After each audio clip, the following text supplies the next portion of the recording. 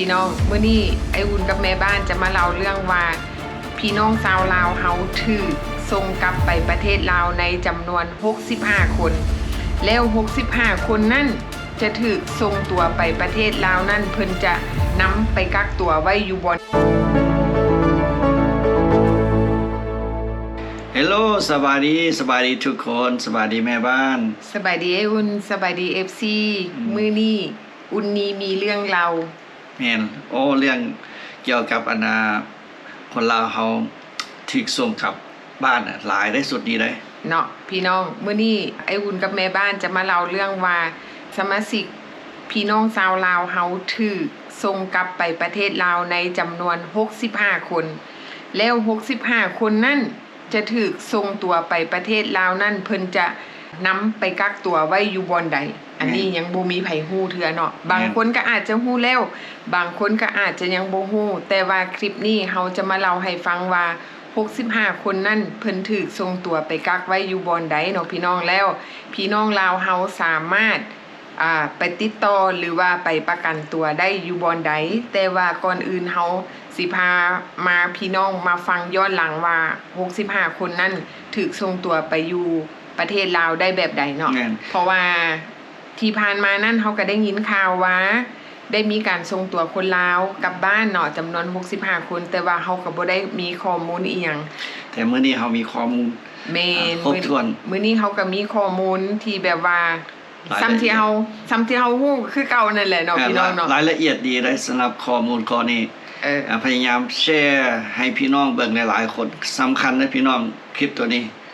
ใครได้ยินได้ฟังก็พยายามแชร์ให้พี่น้องอยู่ทางลาวทางอเมริกาหรือว่าแคนาดาทั่วๆไปให้ล่ะพี่น้องมันสำคัญคลิปนี้ถือว่าสำคัญหลายแม่นเนาะเพราะว่าเฮาก็อยากให้ทุกคนได้แชร์ออกไปให้พี่น้องทางเมืองลาวได้เห็นแล้วก็พี่น้องอยู่ทางอเมริกาได้รับรู้ว่าเฮาจะไปติดต่อเอาพี่น้องของตัวเองหรือว่าคนฮักของตัวเองนั่นอยู่บ่อนใดเนาะบัดนี้เฮาก็จะมาย้อนว่า65คนนั่นถูกส่งตัวไปมื้อใดเนาะพี่น้องในตอนเช้าวันอาทิตย์ของวันที่25เดือน5ปี2025เนาะ Southeast Asia Refugee นี่ถูกส่งตัวไปยังประเทศลาวและเวียดนามในนั้นมีจำนวนคน158คนเนาะพี่น้องโดยที่มีคนเอเชียเฮาก็คือมีพี่น้องลาวและก็พี่น้องเวียดนามพี่น้องลาวหันมีจำนวน65คนแล้วพี่น้องเวียดจำนวน93คนเขาเจ้าส่งไปโดยเที่ยวบินพิเศษโดย Boeing 767ขึ้นยนต์ออกจากรัฐเท็กซัสของเฮาเองเนาะพี่น้องออกจากเท็กซัสแล้วไปลงฮาวายแล้วก็ไปลงกัวมแล้วก็ไปหลังจากนั้นก็ไปส่งพี่น้องลาวอยู่ที่เวียงจันทน์ออกจากเวียงจันทน์แล้วก็ไปส่งพี่น้องเวียดนามอยู่ฮานอยเนาะพี่น้องเนาะบัดนี้เฮาก็มาเว้าถึงว่าพี่น้องลาวเฮา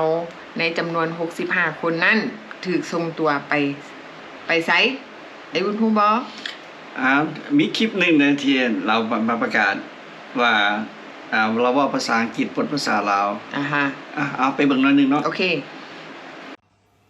Urgent news. So, if you have a loved one that got deported on 5/25 recently from Texas,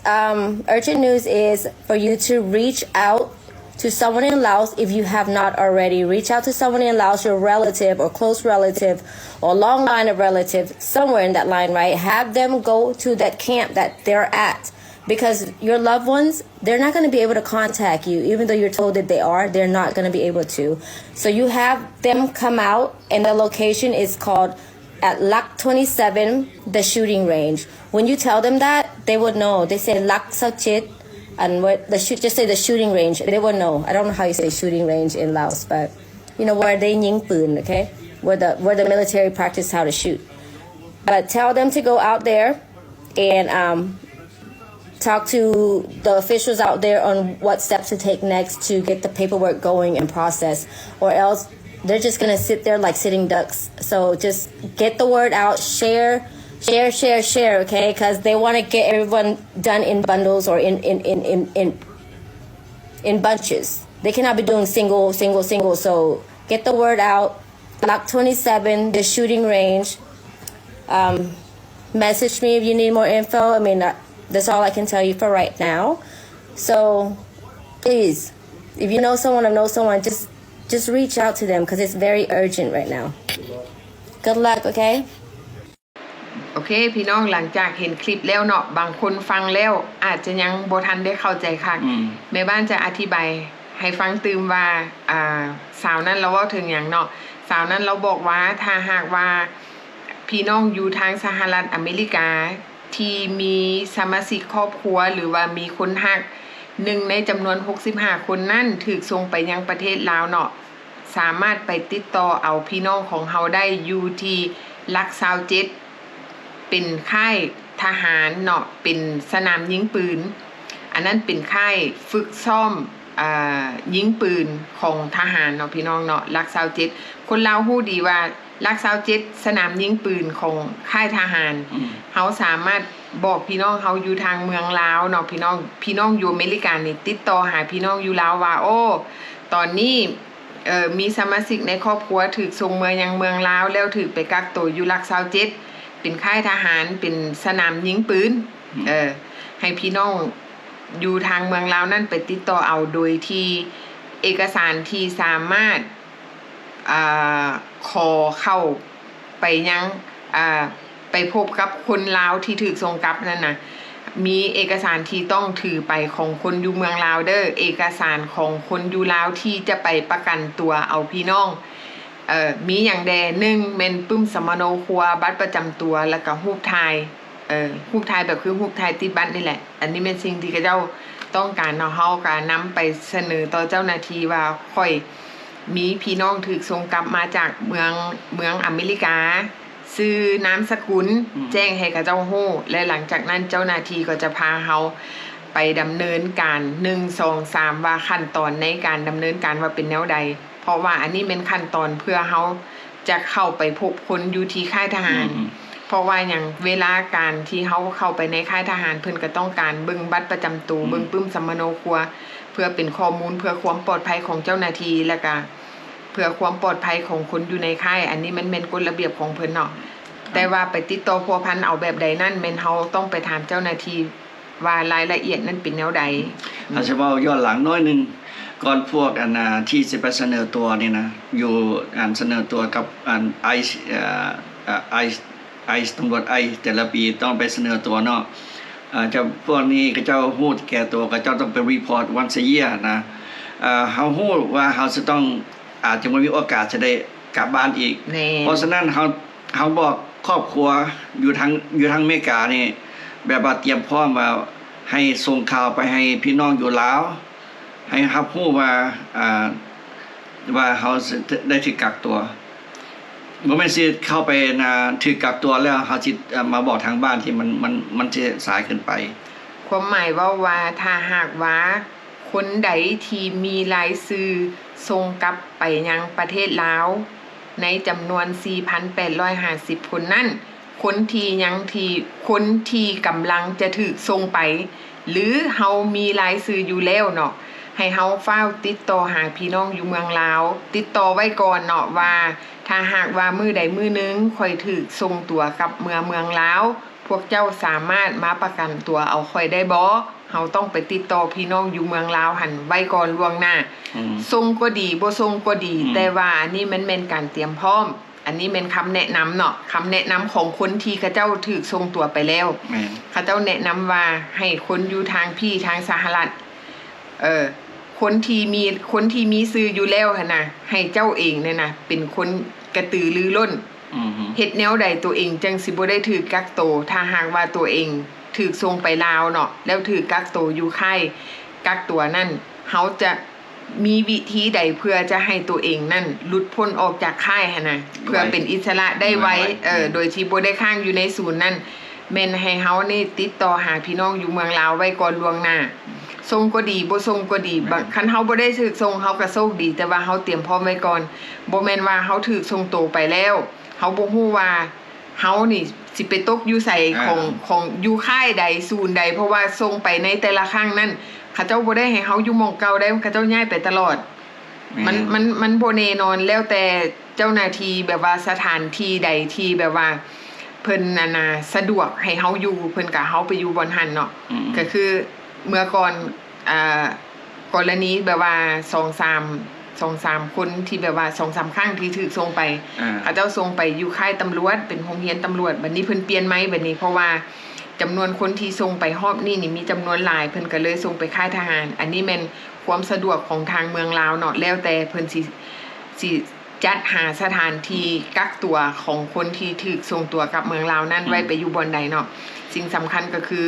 เฮาต้องบอกพี่น้องเฮาไว้ล่วงหน้าถ้าหากว่าข่อยถูกส่งกลับมื้อใดให้พวกเจ้ามาติดต่อเอาข่อยได้เด้อความหมายว่าเป็นแนวนั้นเนาะคันสมมุติว่าเฮาบ่ติดต่อไว้ทางพี่น้องอยู่เมืองลาวเขาเจ้าก็บ่ได้ฮู้ใดก็คือคนอยู่เมืองลาวบางคนเขาเจ้าก็ฮู้ว่ามีคนลาวถูกในประเทศจากอเมริกาแต่บางคนเขาเจ้าก็บ่ได้ยินข่าวเลยเพราะว่าหยังเพราะว่าทางเมืองลาวเขาเจ้าบ่ได้ออกข่าวเขาเจ้าบ่ได้แจ้งให้กันฮู้เพราะว่าอันนี้มันเป็นเวียกเกี่ยวกับเรื่องของรัฐบาลเนาะบางคนเขาเจ้าก็บ่อยากเกี่ยวข้องคนที่สามารถเกี่ยวข้องได้ก็มีแต่คนในครอบครัวเท่านั้นเนาะก็คือเฮาฮู้ว่าสภาพการบ้านเมืองเพื่อความปลอดภัยเนาะอันนี้ก็แม่นเฮาสามารถติดต่อหาพี่น้องเฮาเองเพราะว่าเฮาสิไปว่าโอ้คนเมืองลาวเขาฮู้เบิดทุกอย่างเขาเจ้าบ่ได้ฮู้เด้อพี่น้องบางคนก็ฮู้บางคนก็อาจบ่ได้ฮู้อันนี้แม่นเฮามาแจ้งให้ทุกคนได้ฮู้ว่าการเตรียมตัวก่อนถูกคุมขังจากเจ้าหน้าที่ไอซ์เนาะว่าเฮาควรเตรียมตัวแบบใดเฮาก็จะบอกทุกๆคลิปเนาะว่าควรเตรียมตัวแบบใดบางคนเขาเจ้าก็บ่ใส่ใจแต่ว่าสุดนี้เขาเจ้าส่งหลายคนบางคนก็ส่งไปแล้วเขาเจ้าบ่สามารถติดต่อมาหาพี่น้องอยู่สหรัฐได้พี่น้องเพราะว่าหยังเนื่องจากว่าเขาเจ้าถูกส่งไปอยู่ค่ายทหารเขาเจ้าก็จะมีข้อจำกัดพิเศษเนื่องจากเพื่อความปลอดภัยทางด้านการออกซื้อออนไลน์เนาะพี่น้องมันเป็น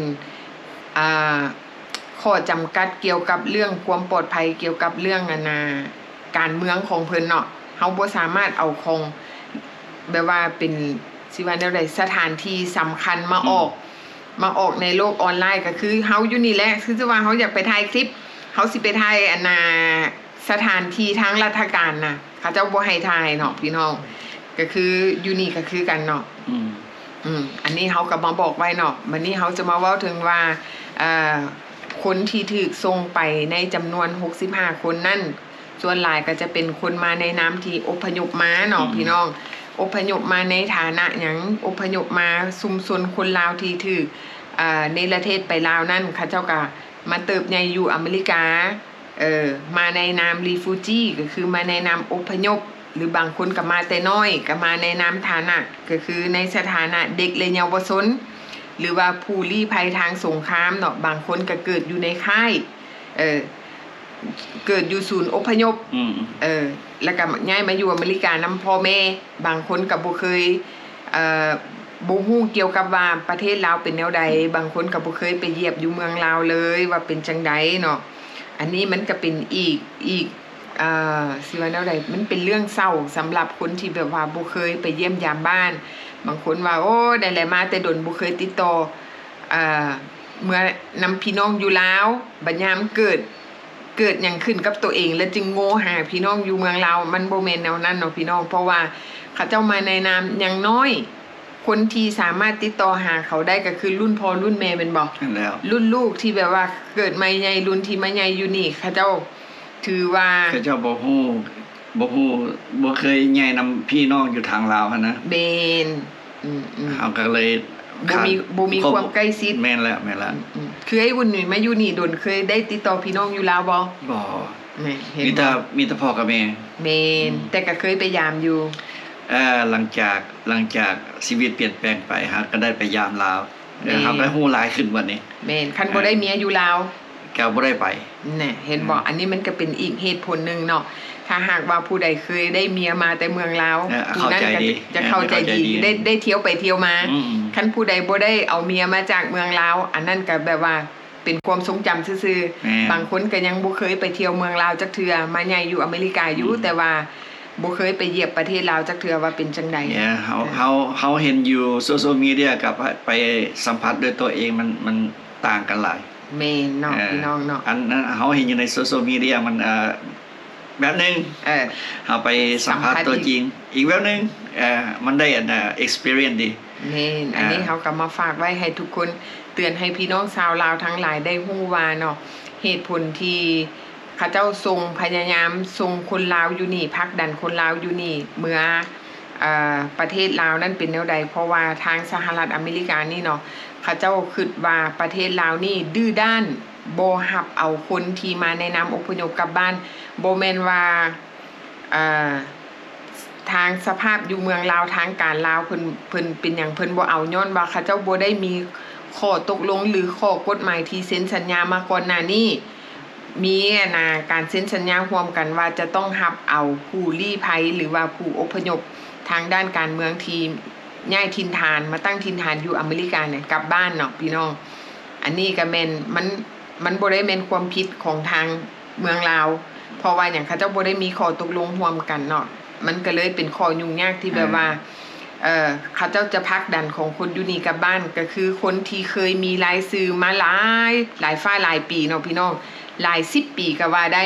ที่คนเคยถึกในประเทศกลับบ้านแต่ว่าบ่ได้กลับจักเทื่อเนื่องจากว่าทางลาวและทางอเมริกาบ่ได้มีข้อตกลงร่วมกันเพราะฉะนั้นคนลาวก็เลยอยู่แบบสบายๆอยู่แบบว่าโอ้เฮามีรายชื่อถึกในประเทศแต่เขาบ่ส่งเฮากลับบ้านดอกคือหลายๆคนฮู้ผ่านมาเนาะว่ามีรายชื่อกลับบ้านแต่ว่าบ่ได้ถูกส่งกลับแต่ว่ารัฐบาลชุดนี้เราหันพยายามสุดขีดที่จะส่งกลับบ่ว่าด้วยกรณีใดๆอ้าวส่งไปและบัดนี้คนลาวเฮาก็บ่ได้ตั้งตัวบางคนมีรายชื่อถึกในประเทศแต่ว่าบ่ได้ถึกในประเทศแม่นอยู่ว่าตอนเฮามาตอนยังน้อยเฮาอาจจะมีความผิดในฐานะที่ตอนเฮาเป็นเยาวชนเนาะ